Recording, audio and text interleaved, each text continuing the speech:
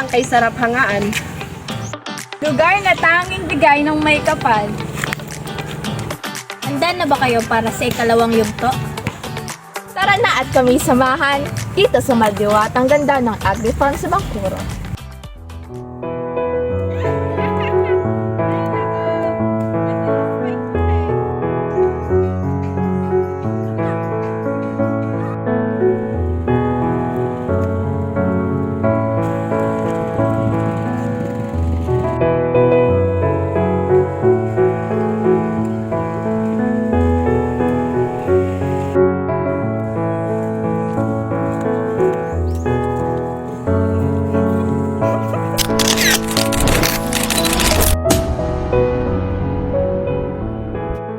Pag-asa.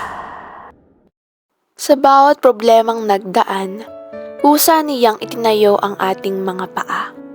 Dala-dala ang bagay na tanging nagbigay ginhawa sa ating mga buhay, ang pag-asa. Maraming problema ang dumaan, ngunit siya ang tanging gumawa ng paraan upang tayo ay hindi sumuko. Kusang ginabayan kanyang mga anak, arugang walang makakapantay. Mahirap maniwala sa mga bagay na alam mong walang naniniwala. Ngunit siya ang dahilan kung bakit namin ito ginagawa. Si Jesus ang nagsilbing haligi at daan upang makamtan ang kadalisayan sa ating mga puso. Pag-asang ibinigay at pagmamahal na inialay. Maraming pagkakataon ang pinakawalan at oportunidad na iniwasan. Magandang hapon, Madam Lem. Ano po naging dating sa inyo nung aming proyekto o programa na isinagawa? Sa amin, bihira naman kaming magkwento na sa about sa Bible. So, kita mo sila kung paano sila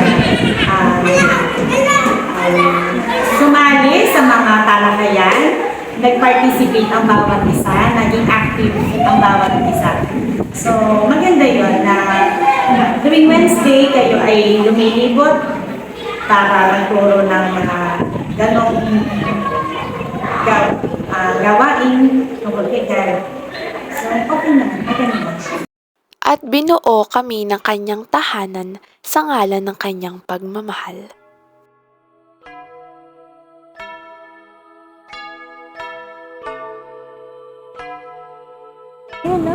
Tara na!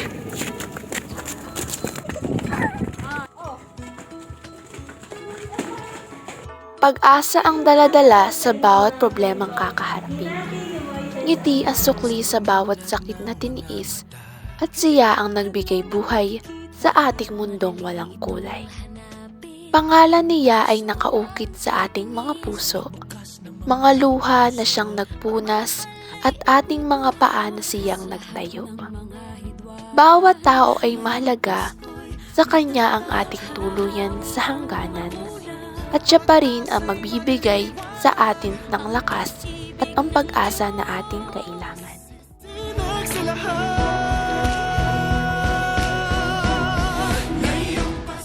Muli natin bigyan ng pag-asa ang mga taong patuloy na lumalaban sa kahirapan. Kamusta po ang pamumuhay niyo dito sa Mabini? Ilan po kayo dito sa bahay? Bali, ito, Pawalin Lady na.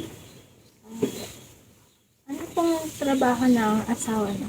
Mamang pa sa Pawalin.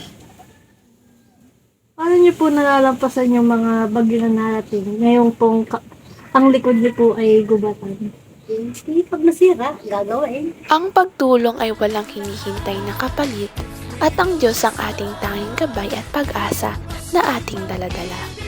Tulong po kami, nag-ambag-ambagan po kami para sa lingkod LA po namin kasi po ako nagpunta sa dito.